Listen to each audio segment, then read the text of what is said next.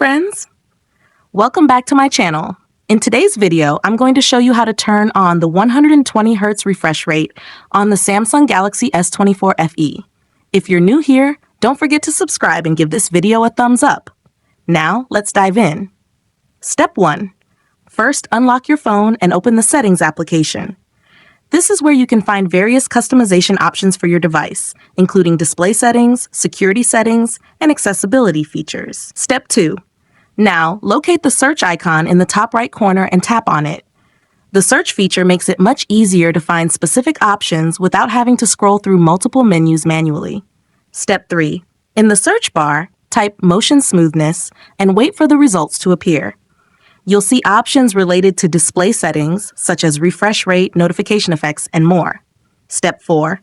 After performing the search, find motion smoothness and tap on it. Then, tap it again to access the settings.